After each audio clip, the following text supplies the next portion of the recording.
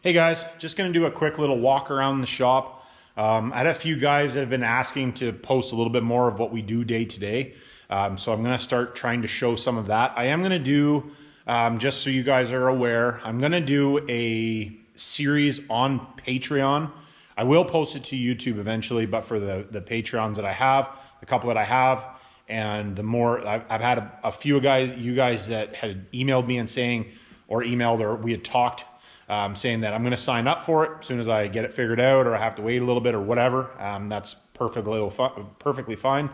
But I do have two Patreons. Actually, I want to give you guys a shout out. Let's see. Hey, so I want to give a shout out to a couple of my Patreons, Chris and Jose. Hopefully I'm saying Jose right. But anyways, I appreciate you guys. Thanks for helping support the channel. And for any of you guys that are coming, I will be giving shout outs best that I can for as long as I can. I am going to be moving some stuff around the shop again because I'm really bad for that. But I think I'm gonna make up a board and for all the Patreons and all the guys that are supporting the channel when it comes to that stuff. I'm gonna be posting your names up on a board. So, and I will be giving you shout outs and all that type of stuff. And there is gonna be some stuff as far as, you know, like content that I'm not posting on YouTube like I was talking about before. But just so that you guys are aware of what's going on, I am going to be doing more content of my day-to-day.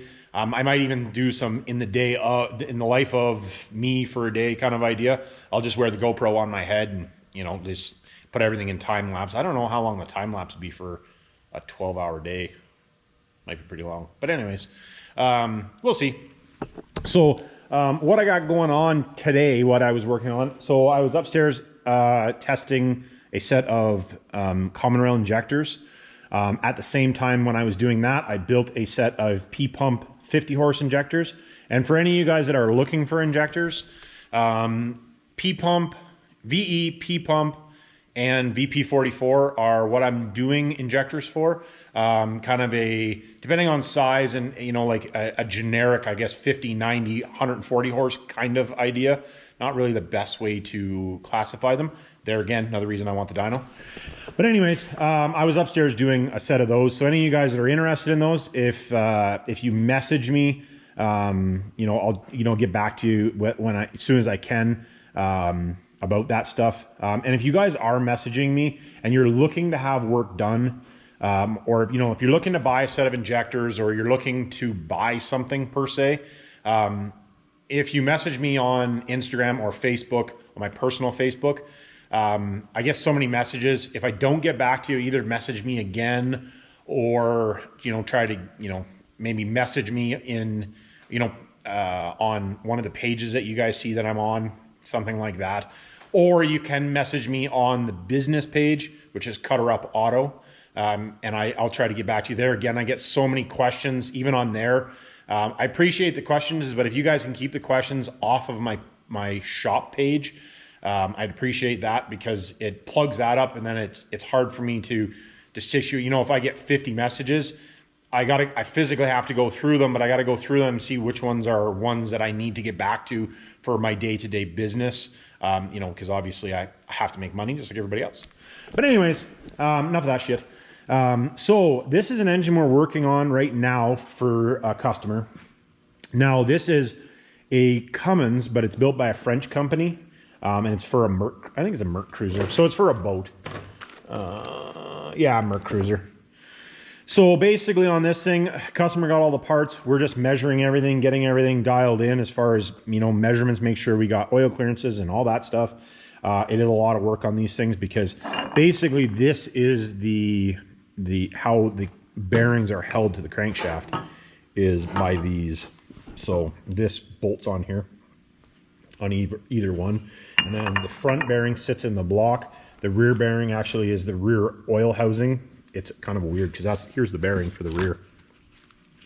It's a weird setup. I don't like them like this, but anyways, all new sleeves, all new that, all new cylinder heads because there was a couple of them had problems with the cylinder heads. I rebuilt the injectors for it. Here, I'll show you the block.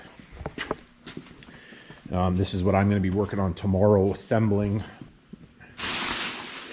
We did have we had to get a couple plugs that didn't come in the rebuild kit.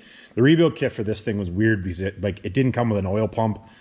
Yeah, it didn't come with an oil pump. It didn't come with any of the oil gallery plugs. Like, it didn't come with a bunch of stuff. Weird. But anyways, you can see how that modular, it all slides in. So everything, the crankshaft and everything will slide in from this side. And then there's pins that hold it in. And then that's that front crank, or that front bearing that I was talking about. But that's what I'm working on tomorrow, at least for part of the day. It's one of those things I can only do so much stuff. And when you're building engines, you want to try to make sure you're paying attention to what you got going on. But some of the other stuff we got going on in the shop, we got actually I might have showed these ones before. This was for stock, but a 6.7 block. No, actually, Hoy just finished that. Hoy's one of the guys that works for me. He just finished that on Monday. Yes, he finished that on Monday. 12 valve block that we had done for a few days. We have a couple. This one is a TR6 from a Triumph. That is an MGB 1500 that we have to bore and home. This has to be bored and home. Both need to be surfaced. We're checking line bores and all of that stuff. That's what we got going there. This one is we're waiting for parts. But this one is a Ford 360 that we just finished putting together. We're waiting for 4 lifters because 4 of the lifters were damaged right from the factory. There's the 2 cylinder heads. That's the TR6 cylinder head and the MGB. There's a small block Chevy block that we just bored and honed.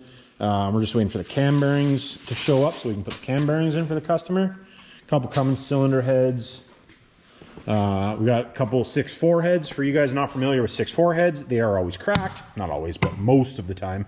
These things are bad for cracking. You can see where we've marked them where they've cracked. They're really bad for that. What else we got? We got a cat head that we just surfaced, washed, Magnaflux and surfaced. It's wrapped up right there. Customer's truck in, doing injector cups on it, which is it's a 6-liter, or sorry, a 7.3 6.7 head. We just guided and seated. It needs to be surfaced. And then I think on the surfacer, we got lots of stuff on the go. Always got lots of stuff on the go. And then we got another 6.7 head that's on the surfacer to get surfaced, and I'll have to be O-ringing that one. There's 3 actually. I got to O-ring all 3 of those tomorrow.